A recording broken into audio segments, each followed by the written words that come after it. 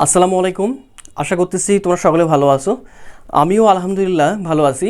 আমাদের আজকে থার্মোডাইনামিক্সের এই এপিসোডটাতে আমরা থার্মোডাইনামিক্সের একদম গুরুত্বপূর্ণ একটা টপিকস নিয়ে আলোচনা করব, যাকে আমরা বলতেছি রুদ্ধতাপীয় প্রক্রিয়া বা অ্যাডিয়াবেটিক প্রসেস।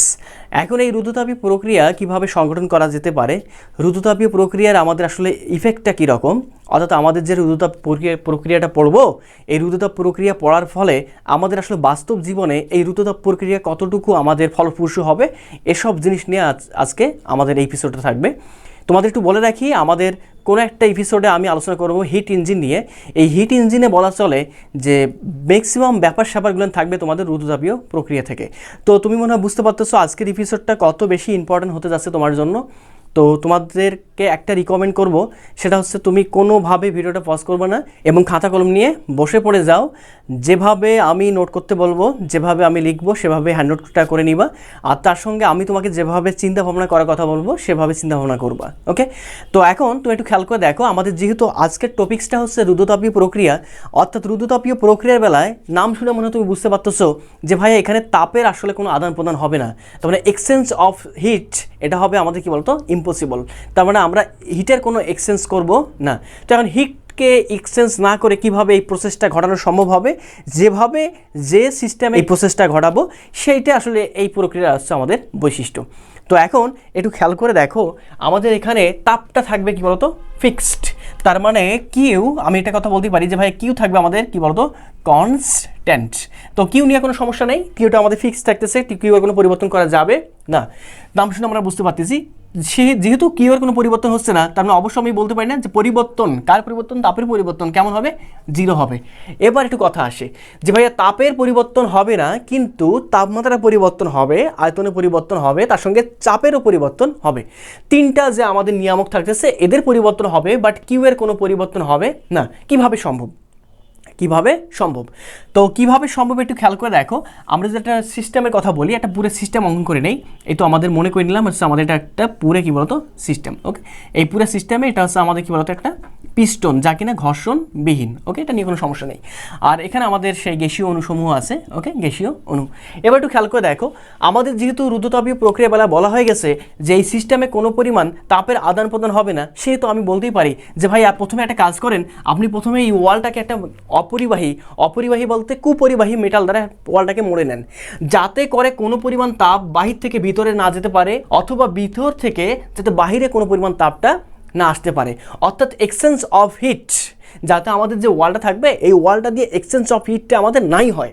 তাহলে আমি এখানে এমন একটা সিস্টেমে ওয়ালটা দিব যে ওয়ালটা হবে আমাদের তাপের কুপরিবাহী। তাহলে আমি মনে করলাম এখানে আমি একটা ওয়াল দিয়ে দিলাম, এই যে একটু খেয়াল করে দেখো, এই যে আমি একটা ওয়াল দিয়ে দিলাম, এই ওয়ালটা হবে আমাদের, একটু খেয়াল করে দেখো, এই তো এই ওয়ালটা হবে আমাদের তাপের কি বলতো কুপরিবাহী। তাপের কি বাহী বলতো কুপরিবাহী। তো এখন এই ওয়ালটা আমাদের তাপের কুপরিবাহী, ভালো কথা। তো ভাইয়া তুমি বলতেই পারো যে ভাইয়া এখন তো ওয়ালটা তাপের কুপরিবাহী হয়ে যাচ্ছে, ওয়ালটা আমাদের তাপের কুপরিবাহী। তার মানে আমি যদি এখানে তাপটা মোমবাতি জ্বালাই দেই, সেই মোমবাতির তাপটা কিন্তু আর এই সিস্টেমের অভ্যন্তরে যাবে না। কেন যাবে না? যেহেতু ভাইয়া আমাদের পুরো সিস্টেমটা ঢাকানো আছে, কী দিয়ে ঢাকানো আছে, যে ভাইয়া পুরো সিস্টেমটা ঢাকানো আছে আমাদের কুপরিবাহী কোনো মেটাল দ্বারা। অর্থাৎ এই ওয়ালটাকে আমরা বলতেছি, অর্থাৎ এখানে তাপ দেওয়া যে কথা না দেওয়া একই কথা হয়ে যাবে। তাপ যেহেতু ভিতরে যাচ্ছে না, আমরা এই যে ওয়ালটা যে গঠন করব, এই ওয়ালটা হবে আমাদের, খেয়াল করে দেখো, এই ওয়ালটা হবে আমাদের ইনসুলেটেড কোনো পদার্থ দ্বারা, ইনসুলেটেড কোনো পদার্থ দ্বারা, অর্থাৎ তাপের কুপরিবাহী কোনো পদার্থ দ্বারা। তো আমরা এক্ষেত্রে মনে হয় আমরা বলতে পারি যে ভাইয়া আমরা এই ওয়ালটা যখন ইনসুলেটেড কোনো পদার্থ দ্বারা ব্যবহার করতেছি, ইনসুলেটিং কোনো পদার্থ, সেক্ষেত্রে আমরা বলতে পারি তাপের আদান প্রদান বাহির থেকে ভিতর, ভিতর থেকে বাহির, এটা আমাদের অসম্ভব হয়ে গেছে। তো ভালো কথা, তবুও কিন্তু একটা সমস্যা রয়ে গেছে আমাদের। কীরকম সমস্যা রয়ে গেছে? যে ভাইয়া যখন আমাদের সিস্টেমের অভ্যন্তরে যে পিস্টনটা আছে, এই পিস্টনটা যখন আমাদের সংকুচিত হবে, অর্থাৎ পিস্টন যখন আমাদের নিচের দিকে নামবে, তখন গ্যাসের, খেয়াল করে দেখো, এই সিস্টেমের অভ্যন্তরীণ যে আমাদের চাপটা, এই সিস্টেমের অভ্যন্তরীণ চাপটা কেমন হবে বলতো বেড়ে যাবে। আর অভ্যন্তরীণ চাপটা বাড়ার সঙ্গে সঙ্গে সেখানে কিছু পরিমাণ তাপটা জেনারেট হতে চাইবে। এখন কোশ্চেনটা হচ্ছে যে ভাইয়া তাপ যদি জেনারেট হয়েই যায়, তাপ যদি আমাদের জেনারেট হয়ে যায়, সেক্ষেত্রে তো আমাদের এটা রুদ্ধতাপীয় প্রক্রিয়া থাকতেছে না। তাহলে আমাদের উপায়টা কি? খেয়াল করে দেখো, তোমাকে একটু কথা বলি, তাপ যখন আমাদের পরিবহন এবং পরিচালন প্রক্রিয়ায় এক স্থান থেকে অন্য স্থানান্তরে ধাবিত হয়, অর্থাৎ তাপের এক্সচেঞ্জ হয়, সেক্ষেত্রে একটা ন্যূনতম সময়ের দরকার হয়, ন্যূনতম একটা সময়ের প্রয়োজন হয় তাপটা এক্সচেঞ্জ হওয়ার জন্য। আমরা এমন একটা প্রসিডিউর অবলম্বন করি না কেন যে তাপটা যে সময়ে এক্সচেঞ্জ হতে চায় সেই সময়ের পূর্বে আমরা ওই সিস্টেমটাকে পূর্বের অবস্থায় নিয়ে যাব। অর্থাৎ আমরা যখন এই সিস্টেমটাকে সংকুচিত করতেছি তখন কিছু পরিমাণ হিট জেনারেট হতে চাইবে, কিন্তু এই যে হিট জেনারেট হতে চাইবে সেই সময়ের পূর্বে যদি আমরা ওই সিস্টেমের পিস্টনটাকে পূর্বের অবস্থায় নিয়ে যাই, অর্থাৎ সংকোচন করলাম আবার প্রসারণ করলাম, সেক্ষেত্রে আমরা মনে বলতেই পারি যে ভাই নতুনভাবে আর হিট জেনারেট হতে পারবে না, কারণ তাপটা এক্সচেঞ্জ হওয়ার জন্য যে পরিমাণ ন্যূনতম সময় দরকার হয় সেই সময়ের পূর্বেই আমরা সংকোচন প্রসারণ কাজটা করে ফেলছি। দ্যাটস ওয়াই আমরা বলতে পারি যে ভাই এখানে কোনো পরিমাণ তাপের পরিবর্তন হচ্ছে না। তাহলে আমরা বলতে পারি না যে ভাইয়া দ্রুততাপীয় প্রক্রিয়ার বেলায় আরও একটা গুরুত্বপূর্ণ সত্যটা হচ্ছে কি সত্য বলো তো, যে ভাইয়া ওই প্রসেসটা হবে খুব ফাস্ট। কেমন ফাস্ট?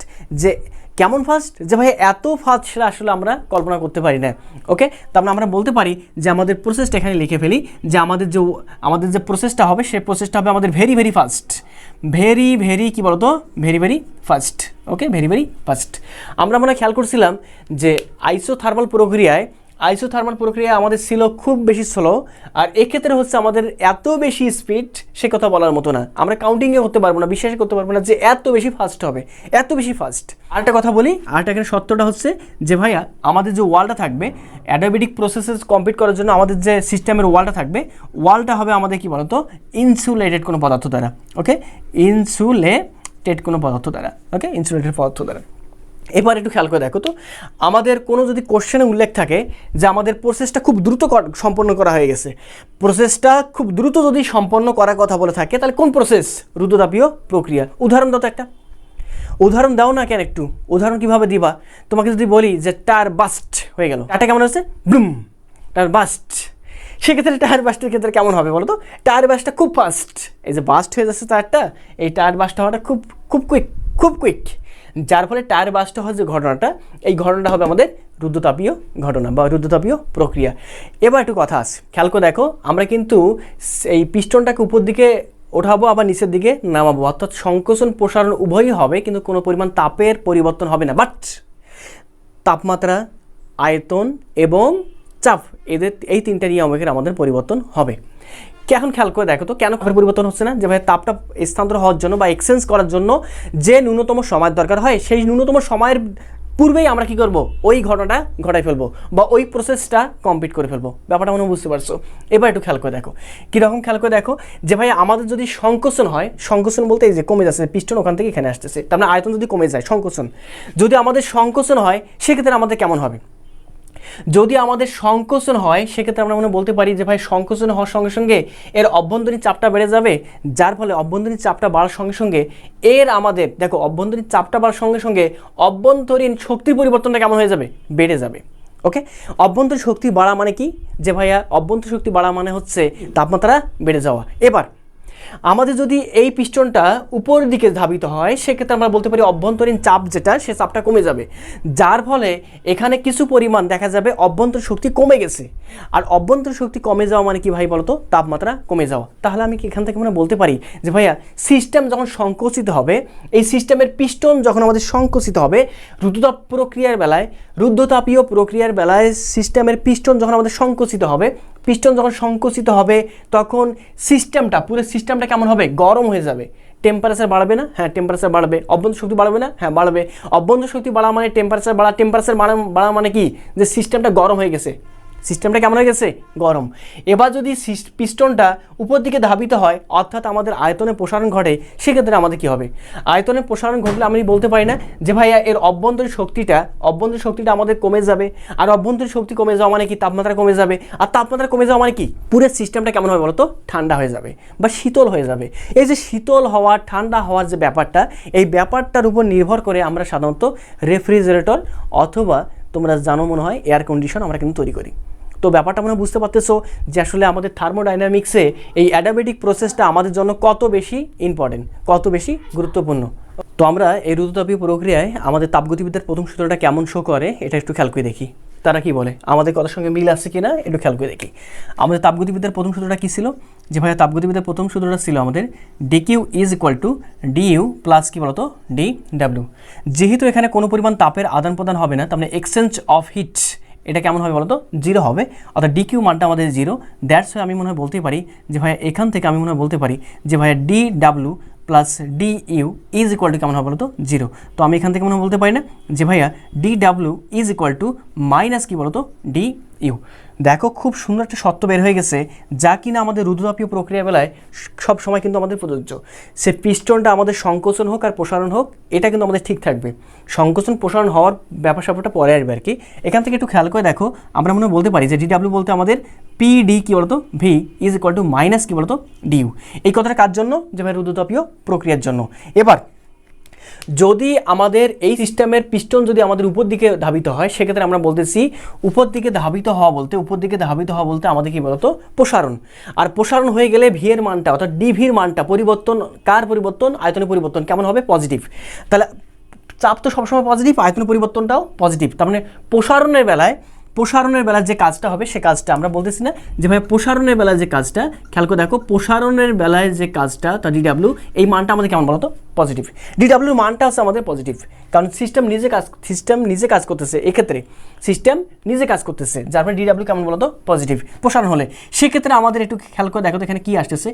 যেহেতু আমাদের এই পুরো টার্মটাই হচ্ছে আমাদের পজিটিভ, তাহলে আমি বলতে পারি না এর সামনে পজিটিভ একটা বসাই দিলাম। ওকে, সিস্টেম নিজে কাজ যখন করবে, সিস্টেম যখন নিজে কাজ করতেছে তখন এই পুরো টার্মটার মানটা হচ্ছে কেমন বলতো পজিটিভ। তাহলে আমি বলতে পারি না যে ভাই পিডিভি ইজ ইকুয়াল টু, তবু থেকে যাচ্ছে কী বলতো মাইনাস ডিউ। তার মানে কি বলতো যে ভাই এই কথাটা সত্য কিসের জন্য? প্রসারণের বেলায়। আমরা বলছিলাম না, দেখো এখানে ম্যাথমেটিক্যালি ইন্ডাকশন অনুসারে কি বলতেছে যে ভাই যখন সিস্টেম প্রসারিত হবে তার অভ্যন্তর শক্তি ডিউ নেগেটিভ হওয়ার অর্থ কি? ডি ইউ নেগেটিভ হওয়ার অর্থটা হচ্ছে যে ভাইয়া সিস্টেম যখন নিজে কাজ করবে তখন ওই সিস্টেমের অভ্যন্তর শক্তি কেমন হয়ে যাবে বলতো? হ্রাস পাবে। আর অভ্যন্তর শক্তি যখন হ্রাস পাবে তখনই ওই সিস্টেমটা কেমন হয়ে যাবে বলতো? তাপমাত্রা কমে যাবে। আর তাপমাত্রা কমে যাওয়া মানে কি? সিস্টেমটা কি হবে? ঠান্ডা হয়ে যাবে। তাহলে আমি বলতে পারি না এই অবস্থায় যখন আমাদের প্রসারণ হবে সিস্টেম, রুদ্রতাপীয় প্রক্রিয়া বেলায় যখন সিস্টেমটা প্রসারিত হবে তখন ওই সিস্টেমটা কেমন হবে? কুল বা কি বলতো ঠান্ডা। কোনো সমস্যা না। আমরা এই নীতির উপর ভিত্তি করে রেফ্রিজারেটর তৈরি করে থাকি। তাহলে এখানে কি ঘটতেছে যে ভাইয়া আমাদের এখানে আয়তনের প্রসারণ হচ্ছে। আয়তনে কেমন হচ্ছে? প্রসারণ। আয়তনের প্রসারণ হওয়ার সঙ্গে সঙ্গে এই সিস্টেমটা কেমন হয়ে যাচ্ছে? সিস্টেমটা ঠান্ডা হয়ে যাচ্ছে। তাহলে এই সিস্টেমের উপর ভিত্তি করে, এই নীতির উপর ভিত্তি করে আমরা কি তৈরি করতেছি? ফ্রিজ তৈরি করতেছি। তো তোমাদের একটা সুন্দর উদাহরণ দিয়ে আমি খেয়াল করে দেখো ফ্রিজ কীভাবে আমরা গঠন করতে পারতেছি। অর্থাৎ এই যে তোমাকে যে প্রসিডিউরটা বললাম, এই প্রসিডিউরের উপর একটা তোমাকে উদাহরণ দেই। তুমি একটু খেয়াল করে দেখো আমার মুখে যে বায়ুগুলো আছে এই অবস্থায়, আমার বায়ু কতটুকু? মুখের অভ্যন্তরে আমাদের যে স্পেসটা কিন্তু অল্প স্পেসে কিছু পরিমাণ বায়ু আছে। এখন আমি যদি খেয়াল করে দেখো আমার মুখের যদি তাপমাত্রা 35 ডিগ্রি সেলসিয়াস হয়, আমার হাতটারও কিন্তু তাপমাত্রা কত আছে বলো তো? 35 ডিগ্রি সেলসিয়াস। একটু খেয়াল করে দেখো।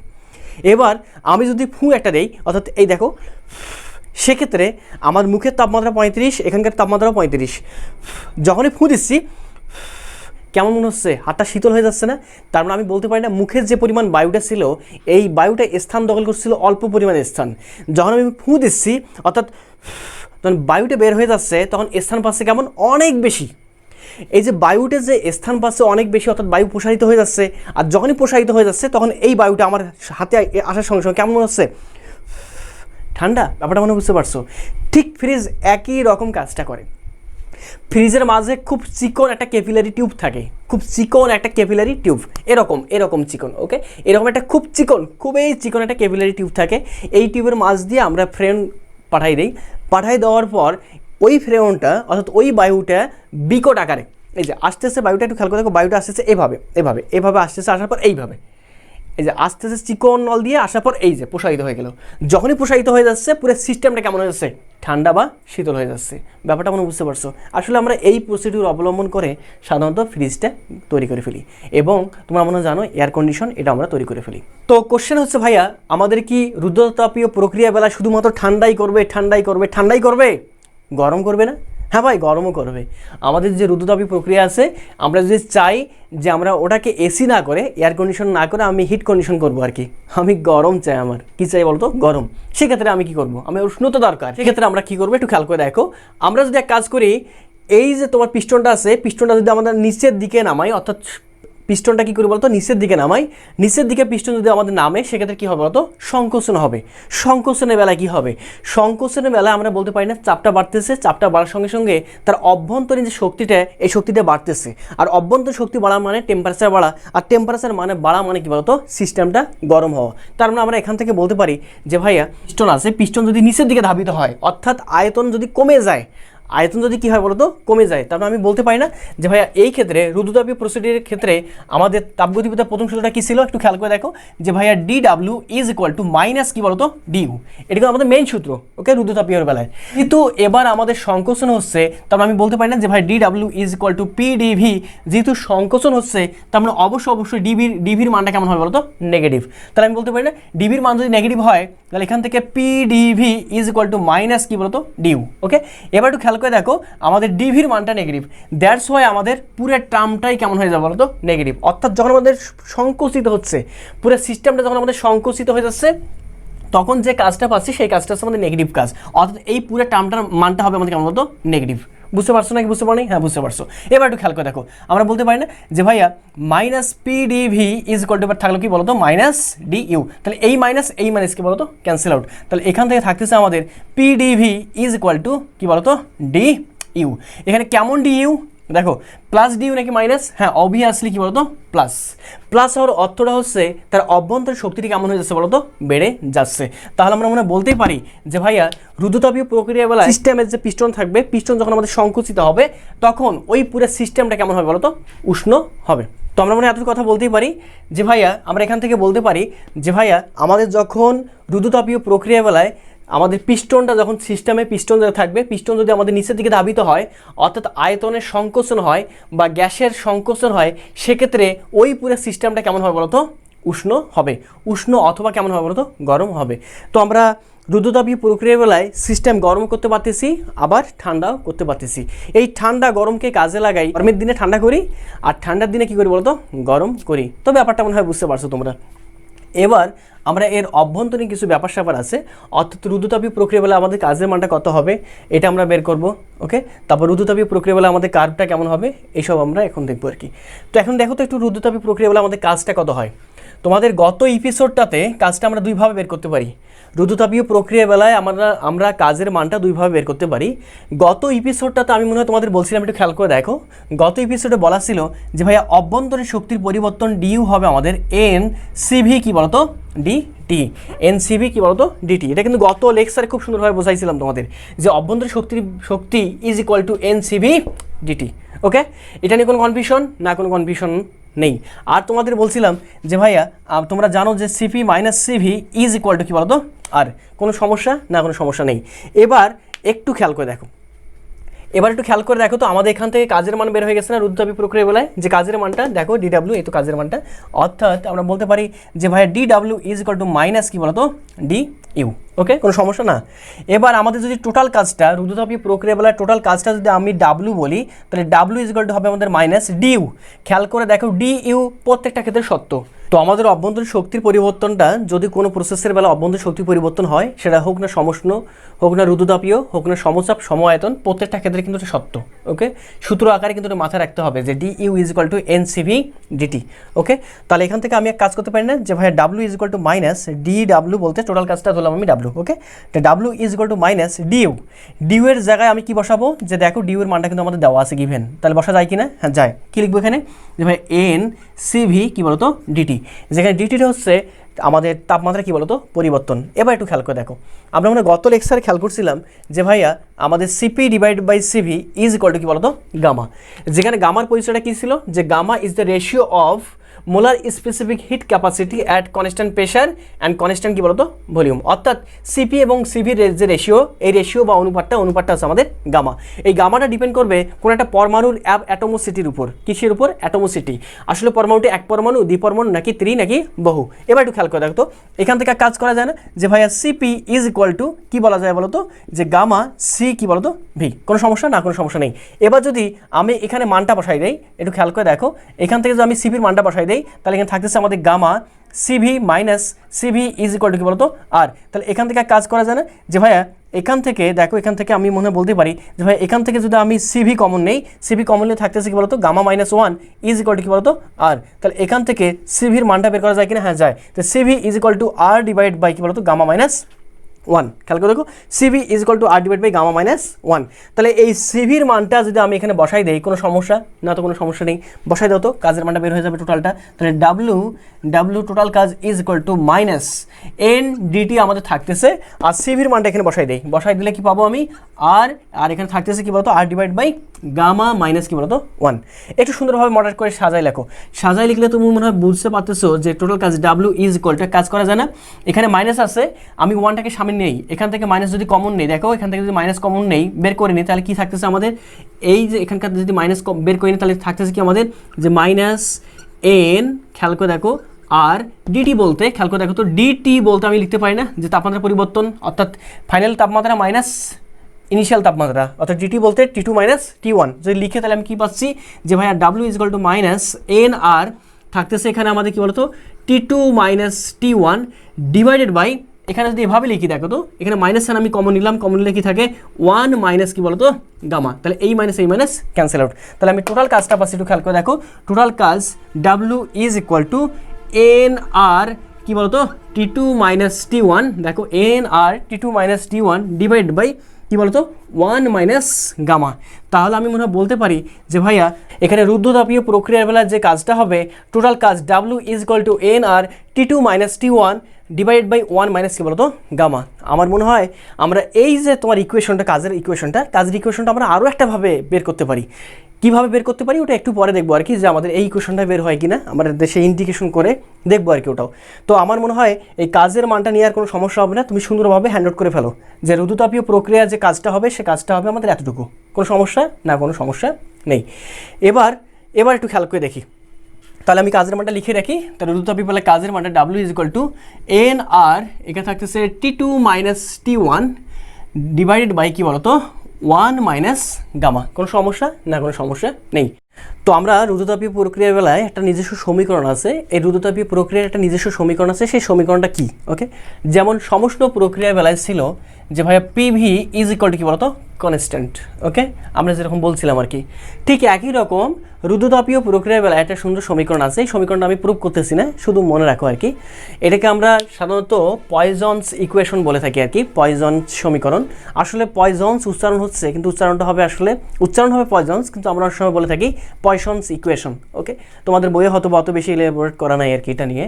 তো আমাদের রুদ্ধতাপীয় প্রক্রিয়ার বেলায় যে সমীকরণটা গঠন করব সেই সমীকরণটা হচ্ছে আমাদের পিভি গামা, ওকে পিভি গামা। তো গামার পরিচয় আসলে কি এটা নিয়ে মনে হয় কোনো কনফিউশন নেই, তো মাথায় রাখতে হবে যে PV gamma is equal to কী হবে বলতে পার কনস্ট্যান্ট। তাহলে আমি বলতে পারি না যে ভাইয়া পিভি গামা যদি কনস্ট্যান্ট হয় তাহলে আমি মনে হয় বলতেই পারি, দেখো তো যে P1 V1 gamma is equal to P2 V2 gamma. এভাবে চলতেই থাকবে। কত নাম্বার অফ অবজারভেশন তুমি মনে করতে চাইলা n নাম্বার অফ অবজারভেশন, চলুক না কতদূর পর্যন্ত যে ভাইয়া এখানে PN VN gamma okay is equal to কী হবে বলতো তবুও কনস্ট্যান্ট। তো আসলে আমরা ম্যাথ করার সময় ইউজুয়ালি আমরা সচরাচর দেখবো যে আমরা দুইটা টার্ম নিয়ে কাজ করব, অর্থাৎ দুইটা নাম্বার অফ অবজারভেশন নিয়ে কাজ করব। সেক্ষেত্রে আমরা করবো কি যে P1 V1, দেখো P1 V1 gamma is equal to P2 V2 gamma, এই টার্মটা নিয়ে আমরা কাজ করব, ওকে। যেখানে গামাটা মনে হয় তোমরা জানো যে গামার মানটা gamma is equal to 1 plus 2 divide by f, অথবা গামা ইজ ইকুয়াল টু কী ছিল বলতো সিপি ডিভাইড বাই সিবি। আর তোমার মনে হয় গতদিন দেখাইছিলাম যে গামা যদি আমাদের এক পরমাণু হয়, গামা এক পরমাণুর ক্ষেত্রে আমাদের মানটা কত ছিল 1.66, গামা দ্বিপরমাণুর ক্ষেত্রে কত ছিল 1.40, গামা ত্রিপরমাণুর ক্ষেত্রে কত ছিল 1.33, ওকে। এটা নিয়ে কোনো সমস্যা না। তা সব থেকে বেশি কে এক পরমাণু, তারপরে কে দ্বিপরমাণু, তারপরে কে ত্রিপরমাণু, কোনো সমস্যা না। এবার একটু খেয়াল করে দেখো, আমরা এই পয়জন যে ইকুয়েশনটা আছে এটা আমাদের খুব বেশি মাথায় রাখতে হবে, ওকে। এটা নিয়ে আমাদের অনেক ম্যাথ আছে, অনেক ম্যাথ, হিউজ ম্যাথ। তো সমীকরণ আসলে এটা তিনটে হবে, একটু খেয়াল করে দেখো। আমরা বলতে পারি যে ভাই আমরা জানি PV is equal to N R কি বলতো টি। তাহলে এক কাজ করা যায় না এখান থেকে, যে এখান থেকে আমি তোমাকে বললাম যে বলো তো পি সমান কত হবে, তাহলে এখান থেকে P is equal to N R T divide by কি বলো তো ভি। এখানে পি এর মানটা বসাই দেওয়া যায় কিনা, হ্যাঁ যায়। আমি এই সমীকরণ নিয়ে কাজটা করি। ওকে, এখানে যদি আমি পি এর মানটা বসাই দিই তাহলে কি পাই দেখো তো, পি এর মানটা আমি বসাই দিব, কি বসাই দিব, n R T divided by কি বলো তো ভি। আর এখানে কি বলো তো থাকতেছে V gamma is equal to কি বলো তো কনস্ট্যান্ট। কোনো সমস্যা না, কোনো সমস্যা নেই। এবারে কাজ করা যায় না, এন আর তো আমাদের থাকলোই, টিও থাকলো আমাদের। এখানে দেখো ভির পাওয়ার কত বলতো 1, এখানে কত গামা, তাহলে এভাবে লেখা যায় না ভি গামা মাইনাস কি বলতো 1। ভি কমন নিলাম, দেখো সূচকীয় সিস্টেম অনুসারে নিয়ম বিধি অনুসারে গামা ভি কমন নিলাম, ভি কমন নিলে থাকতেছে আমাদের এখানে গামা মাইনাস কি বলতো 1 ইজ ইকুয়াল টু কি বলতো কনস্ট্যান্ট। এখান থেকে এন তো আমাদের 1 মোল যদি ধরি, এন এর মান যদি আমাদের 1 মোল ধরি সেক্ষেত্রে এন এর মান হবে আমাদের 1। আর এখানে থাকতেছে টিভি থাকতেছে gamma minus 1 is equal to, দেখো এখানে যদি আমি আটটাকে পার করে দেবো পাশে থাকতেছে আমাদের কে ডিভাইড বাই এন আর। দেখো এন যদি আমাদের 1 হয়, আটটা তো আমাদের ধ্রুবক, তাহলে এই দুটো ধ্রুবক, দেখো ধ্রুবক ডিভাইড বাই ধ্রুবক মিলে হচ্ছে নতুন একটা ধ্রুবক, যাকে আমি কি বললাম বলো তো আবার কে। তাহলে আমি এভাবে বলতে পারি না যে ভাই টিভি, দেখো টি টেম্পারেচার ভলিউম এখানে কত বলতো gamma minus 1 is equal to কি বলতো কনস্ট্যান্ট। এখানে যদি দুটো নাম্বার অফ অবজারভেশনের ক্ষেত্রে হয় তাহলে ইকুয়েশনটা কেমন হবে, ভাই ইকুয়েশনটা হবে T1 V1 gamma minus 1 is equal to T2 V2 gamma minus কি বলতো 1। কোনো সমস্যা না, কোনো সমস্যা নেই। তাহলে আমি সূত্র পাচ্ছি কয়টা, এখানে একটা এখানে একটা, তাহলে কয়টা হলো বলতো দুইটা। দেখো এখানে কিন্তু মাথায় রাখার জন্য খুব সুন্দর একটা প্রসিডিউর আছে, আমরা এটাকে মাথায় রাখবো দুটো নাম্বার অফ অবজারভেশনের ক্ষেত্রে এই সূত্র বসাই দিব। ওকে, কীভাবে এটা মাথায় রাখবো, দেখো এভাবে মাথায় রাখবা, টেম্পারেচারকে বলবা টি, দেখো টিভি, টিভিতে, দেখো টিভিতে তে দর্শক, গামা বলতে দর্শক, কয়জন কম একজন, যে বিয়োগ বলতে কম, দেখো টিভিতে দর্শক, টিভিতে দর্শক কয়জন কম একজন কম ইজ ইকুয়াল টু কি কনস্ট্যান্ট। মনে থাকবে কি না, হ্যাঁ থাকবে। মাথায় রাখতে হবে পিভি গামা, রুদ্রতা পিভি বেলায় PV gamma constant. Okay, PV gamma is equal to কি বলতো কনস্ট্যান্ট। তারপরটা কি, টিভিতে দর্শক কয়জন কম একজন কম, দেখো টিভিতে দর্শক কয়জন কম একজন কম ইজ ইকুয়াল টু কি কনস্ট্যান্ট। এবার আমরা কাজ করে ফেলি। এবার আমরা আমাদের কি ছিল যে PV gamma is equal to constant, তাই তো। এবার আমরা কাজ করে ফেলি, এখানে আমরা পির মানটা না বসাই, এবার যদি ভির মানটা বসাই, দেখো এখানে যদি ভির মানটা বসাইতে চাই তাহলে এখানে যদি ভির মানটা নিয়ে আসি তাহলে ভি ইজ ইকুয়াল টু কি হবে এনআরটি ডিভাইড বাই কি বলতো পি। তাহলে এই ভি এর জায়গায় এই মানটা বসাই দেওয়া যায় কি না, এই মানটা হ্যাঁ যায়, তো বসাই দাও তো কি পাই, তাহলে পি তো থাকতেছে, ভি এর জায়গায় বসাবো এই মানটা, দেখো ভি এর জায়গায় বসাবো এই মানটা, এই সম্পূর্ণ মানটা থাকতেছে আমাদের এনআরটি ডিভাইডেড বাই পি, আর ভির উপর পাওয়ার কত ছিল গামা ইজ ইকুয়াল টু কি বলতো কনস্ট্যান্ট। কোনো সমস্যা না, কোনো সমস্যা নেই। এবার একটু ক্যালকুলেশন করে ফেলো, দেখো পি তো আমাদের থাকতেছে, আমাদের একটু কাজ করে ফেলি, এখানে এন এর উপর হচ্ছে গামা, আর এর উপর গামা, কোনো সমস্যা না, কোনো সমস্যা নেই। আর থাকতেছে আমাদের এখানে একটু খেয়াল করতো, আর থাকতেছে টি এর উপর গামা, আর এখানে দেখো তো এখানে পি এর উপর একটা গামা না, হ্যাঁ পি এর উপর একটা গামা, যেহেতু পিটা নিচে আছে তার মানে পি ইনভার্স কি বলতো গামা ইজ ইকুয়াল টু কি বলতো কনস্ট্যান্ট। এবারে কাজ করা যায় মনে হয়, কীরকম কাজ, যে ভাইয়া আমি এই দুটাকে এ পাশে আউট করে দিই, তো আউট করে দিলে কী হবে ভাগ হয়ে যাবে, তাহলে আমি পাচ্ছি কি বলতো, এখানে পাচ্ছি দেখো তো সূচকীয় অনুসারে আমি পি কমন নেই, পি কমনে থাকতেছে আমাদের 1 মাইনাস গামা, দেখো এখানে 1 পাওয়ার, দেখো 1 মাইনাস গামা, আর এখানে কী বলতো T gamma is equal to K divided by N R তার যে পাওয়ার কত বলতো গামা। আচ্ছা আমি বলতে পারি না কনস্ট্যান্ট ডিভাইড বাই নতুন দুটো কনস্ট্যান্ট, মানে কনস্ট্যান্ট ডিভাইড বাই কনস্ট্যান্ট, তার মানে নতুন একটা কনস্ট্যান্ট যাকে আমি বলতেছি আবার কি বলতো কে। তাহলে এখান থেকে আমি মনে হয় বলতেই পারি, কি বলতে পারি, যে ভাইয়া এখান থেকে বলা যাচ্ছে P 1 minus gamma T gamma is equal to কি বলতো কনস্ট্যান্ট। আচ্ছা এটাকে মাথায় রাখার জন্য তোমাদের বইয়ে কিন্তু এই সূত্রটা দেওয়া আছে, কিন্তু এই সূত্রটা মাথায় রাখার জন্য আমি এভাবে বলি আর কি, এই সূত্রটা মাথায় এভাবে রাখার জন্য আমি একটু কাজ করে ফেলি। কীরকম কাজ, যে ভাইয়া এখানে থাকতেছে আমাদের পি 1 মাইনাস গামা, আর এখানে থাকতেছে T gamma is equal to constant. এ পাশে একটা কাজ করে ফেলি, কীরকম কাজ, যে উভয় পাশে আমি 1 ডিভাইড বাই 1 মাইনাস গামা দ্বারা গুণ করি, তাহলে এই পাশেও 1 ডিভাইড বাই 1 মাইনাস গামা, কোনো সমস্যা না, কোনো সমস্যা নেই, উভয় পাশে কাজ করলাম। এবার একটু খেয়াল করে দেখো তো, ক্যালকুলেশন করে ফেলো, সূত্র আমাদের মাথায় রাখবে, শর্টকাট বের করতেছি, সুন্দর প্রসিডিউর, মানে লট আর কি। দেখো এখান থেকে যদি গুণ করে দিই, পির সঙ্গে গুণ করে দিব, টির সঙ্গে গুণ করে দিব, গুণ করে দিলে কি পাচ্ছি আমি, দেখো এখানে আমাদের 1 মাইনাস গামা, উপরকার 1 মাইনাস গামা, এখানকার নিচের 1 মাইনাস গামা ক্যান্সেল আউট, থাকতেছে শুধুমাত্র পি, আর এখানে থাকতেছে কে টি এর সঙ্গে গামা থাকতেছে উপরে, আর নিচে থাকতেছে কি 1 মাইনাস গামা, কোনো সমস্যা না। এসব কিন্তু দেখো gamma divide by 1 minus gamma কিন্তু পাওয়ার, কার পাওয়ার, টি এর পাওয়ার, মাথায় রাখতে হবে কিন্তু। ইজ ইকুয়াল টু দেখো তো তুমি ধ্রুবকের উপর হাজার কিছু দাও, আবার কি হবে একটা নতুন ধ্রুবক হবে, তার মানে এটা একটা নতুন ধ্রুবক হবে যাকে আমি বলতেছি আবার কে। এবার একটু খেয়াল করে দেখো তো, আমি মনে হয় এভাবে বলতে পারি না যে ভাইয়া দেখো তো সুন্দর একটা ফর্মুলা বের হয়ে গেছে, ছন্দ একটা বের হয়ে গেছে। কী বের হয়ে গেছে বলো তো? ছন্দ। কীরকম ছন্দ? যে ভাইয়া PT gamma divide by 1 minus gamma is equal to constant. তার মানে তোমাকে যদি রুদ্ধতাপীয় প্রক্রিয়া বেলায় তাপমাত্রা এবং চাপের মাঝে সম্পর্ক স্থাপন করতে বলে, তাপমাত্রা এবং চাপের মাঝে সম্পর্ক বা ম্যাথ দিয়ে দেয়, সেক্ষেত্রে তোমাকে কোন সূত্র ইউজ করতে হবে? এইটা। এটা কীভাবে লেখা যায় না? দেখো তো এভাবে লেখা যায় কিনা, যে ভাই আমি এটাকে এভাবে লিখতে পারি কিনা। দেখো তো যে ভাইয়া PT gamma divide by 1 minus gamma is equal to PT gamma divide by 1 minus gamma. দুইটা প্রসিডিউরের ক্ষেত্রে, মানে দুইটা ইয়ার ক্ষেত্রে, অবজারভেশনের ক্ষেত্রে এখানে লিখবো 1 1, এখানে লিখবো 2 2। ব্যাপারটা মানে বুঝতে পারছো? রুদ্ধতাপীয় প্রক্রিয়া বেলা তোমার আদি চাপ দেওয়া থাকলো, শেষ চাপ দেওয়া থাকলো, আদি তাপমাত্রা দেওয়া থাকলো, শেষ তাপমাত্রা বের করতে হবে। তার মানে বের করতে হবে কি? T2টা বের করতে পারবা কি না? পারবা। কোন সূত্র ইউজ করতে হবে? এই সূত্র। তাহলে এইটাকে কীভাবে মাথায় রাখবা? এটাকে মাথায় না রেখে তুমি এইটাকে মাথায় রাখো। কীভাবে মাথায় রাখবা? এই দেখো, খেয়াল করে দেখো, সুন্দর একটা ছন্দ বের হয়ে গেছে। পাতালি গুড়, পাতালি গুড় 1 গ্রাম। দেখো পাতালি, পি ফর পা, টি ফর তা, পাতা, গামা ফর গুড়, কয় গ্রাম? দেখো 1 মাইনাস কি বলো তো? গ্রাম। এভাবে বলতে পারো পাতালি গুড় 1 গ্রাম কম। এই যে পাতালি গুড় 1 কম, কি কম? 1 গ্রাম। ওকে, পাতালি গুড় 1 গ্রাম কম না বলি, আমরা এভাবে বলবো পাতালি গুড় 1 গ্রাম ইজ ইকুয়াল টু কি বলতো? কনস্ট্যান্ট। তাহলে আমাদের এখান থেকে ইকুয়েশন বের হয়ে গেল কটা? রুদ্ধতাপীয় প্রক্রিয়া বলে ইকুয়েশন কটা? 3টে। এখন তোমাকে ম্যাথ সলভ করার জন্য কার সঙ্গে কার সম্পর্কে স্থাপন বের করতে বলে সেই সূত্রটা চুজ করতে হবে। যদি আমাদের বলে তাপমাত্রার সঙ্গে আয়তন, তাপমাত্রার সঙ্গে আয়তন, খেয়াল করে দেখো তো এই সূত্রটা, অর্থাৎ টিভিতে দর্শক একজন কম, দেখো TV gamma minus 1 is equal to constant. এবার যদি বলে তাপমাত্রা আর প্রেশারের মাঝে সম্পর্ক, তাহলে কোনটা বলবো? এটা, অর্থাৎ পাতালি গুড় কয় গ্রাম? 1 গ্রাম ইজ ইকুয়াল টু কনস্ট্যান্ট। এবার যদি বলে চাপ এবং আয়তনের মাঝে সম্পর্ক, কোনটা? এইটা, চাপ, অর্থাৎ PV gamma is equal to কি বলতো? কনস্ট্যান্ট। আমার মনে হয় এটা বুঝতে তোমাদের আর সমস্যা রয়ে গেল না। তোমাদের অনেক সময় এমসিকিউ বলে দেয় যে রুদ্ধতাপীয় প্রক্রিয়া বেলা নিচের কোনটি সঠিক। অনেক এমসিকিউ চলে আসছে কিন্তু যে রুদ্ধতাপীয় প্রক্রিয়া বেলা নিচের কোনটি সঠিক। তো আমি আশা করবো এইসব ম্যাথে তোমাদের সমস্যা হবে না, এমসিকিউ সমস্যা হবে না। তো আমরা রুদ্ধতাপীয় প্রক্রিয়ার অনেক কিছু শিখে ফেললাম, ভিডিওটা অনেক বড় হয়ে যাচ্ছে, কিন্তু আমি মনে করবো যে আসলে খুব সুন্দরভাবে তুমি এটা দেখবো আর কি, কোনোভাবে পজ করা যাবে না, কোনো কাটাকাটি চলবে না, না কেটে খুব সুন্দরভাবে দেখো, আমার মনে হয় খুব বেশি ইফেক্টিভ হবে ইনশাল্লাহ। তো আমাদের রুদ্ধতাপীয় প্রক্রিয়া বলে আমাদের ঢালটা কেমন হবে, অর্থাৎ আমাদের যে পি ভার্সেস ভি গ্রাফের যে গ্রাফটা যে ছিল, সমস্ত প্রক্রিয়া বলে যেরকম গ্রাফ ছিল, আমাদের রুদ্ধতাপীয় প্রক্রিয়া আসলে গ্রাফটা কেমন হয় এটা আমাদের বের করতে হবে। যেমন আমরা সমস্ত প্রক্রিয়ার ক্ষেত্রে বলছিলাম যে ভাইয়া PV is equal to constant, এটা ছিল আমাদের সমষ্ণ। খেয়াল করে দেখো, এটা কিন্তু আমাদের ছিল সমষ্ণ। ওকে, এর সমষ্ণ। তাহলে রুদ্ধতাপীয় কোনটা হবে?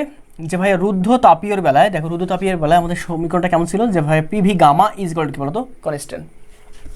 তো এবার একটু খেয়াল করে দেখো তো, আমি বলতে পারি এখান থেকে যে ভাই এখান থেকে আমি মনে হয় বলতে পারি P is proportional to 1 divide by কি বলতো? ভি। কিন্তু আমাদের এখানে আমি মনে হয় এখান থেকে বলতে পারি, এখান থেকে দেখো তো, যে আমি বলতে পারি না যে P is proportional to 1 divide by V, তারপর পাওয়ার কত বলতো? গামা।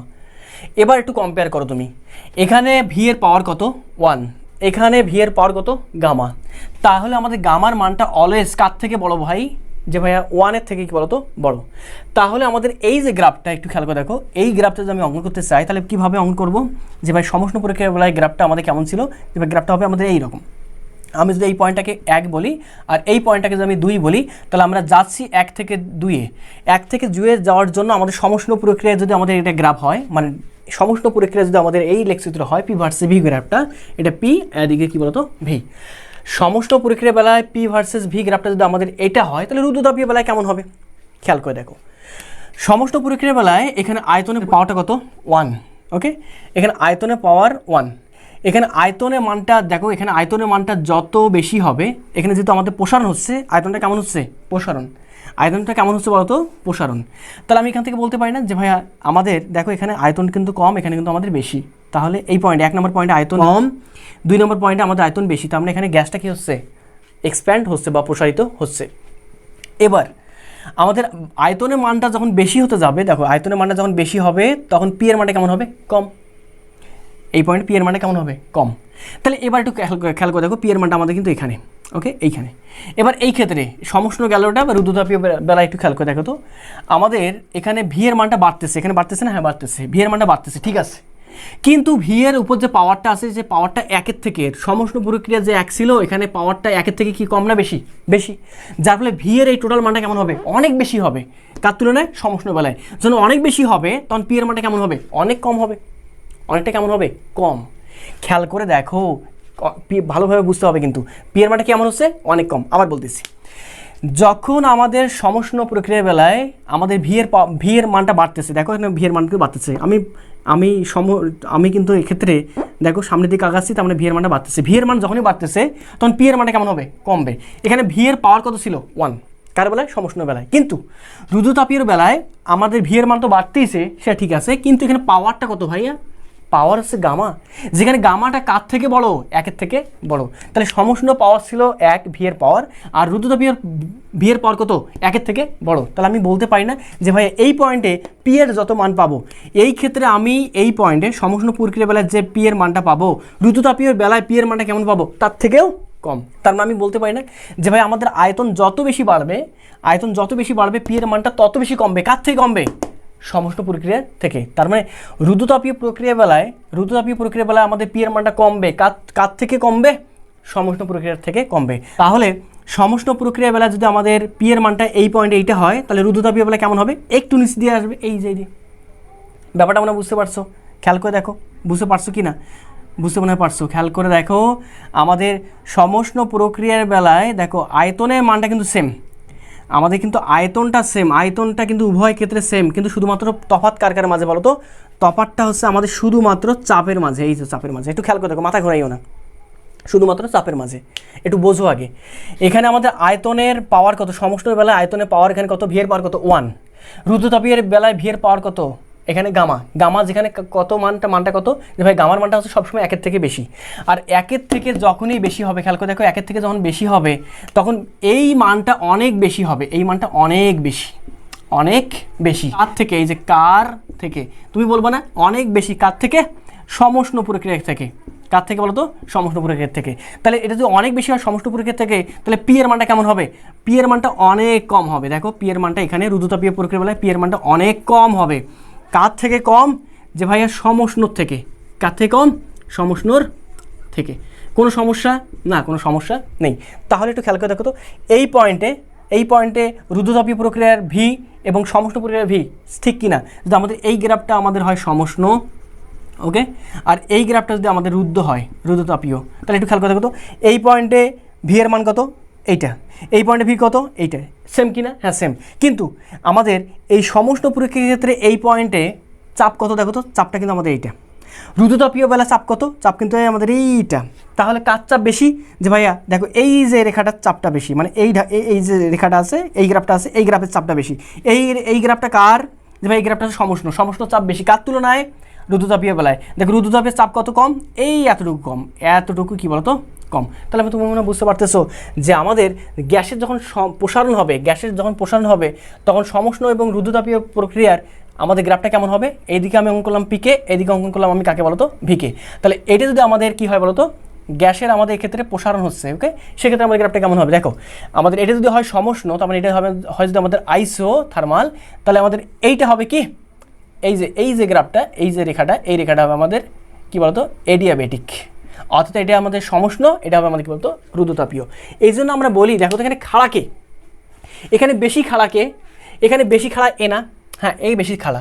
এই জন্য এর ঢালটা রুদ্রতাপীয় প্রক্রিয়ার ঢাল বেশি, কার তুলনায় ঢাল বেশি, আইসোথার্মাল প্রক্রিয়ার চেয়ে ঢাল বেশি। আমরা এটা ম্যাথমেটিক্যালি আরও সুন্দরভাবে দেখবো। আমরা এটা দেখলাম প্রসারণের ক্ষেত্রে, তাহলে আমাদের সংকোচনটা কেমন হবে একটু খেয়াল করে দেখো।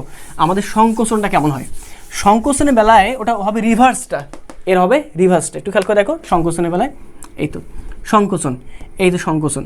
আমরা এবার কল্পনা করে নেই, এটা হচ্ছে আমাদের 1 পয়েন্ট, এটা হচ্ছে আমাদের 2 পয়েন্ট। আমরা এবার 1 থেকে যাব কোথায়, 2-তে। 1 থেকে যদি আমি 2-তে যাই, আমি মনে করলাম যে এই পয়েন্ট, এই 1 থেকে 2-তে যাওয়ার জন্য এই গ্রাফটা হচ্ছে আমাদের সমষ্ণ প্রক্রিয়ার গ্রাফ। কার গ্রাফ বলো তো, সমষ্ণ প্রক্রিয়ার। এখন রুদ্রতাপীয় প্রক্রিয়ার গ্রাফটা কেমন হবে, এবার একটু খেয়াল করে দেখো তো, কম্পেয়ার করো। যে ভাই আমরা তো মনে হয় বলছিলাম, আমরা কি বলছিলাম একটু খেয়াল করে দেখো তো, আমরা বলছিলাম না যে P is proportional to 1/v। রুদ্রতাপীয় বেলা কেমন ছিল, যে P is proportional to 1/v to the power কি বলতো, গামা।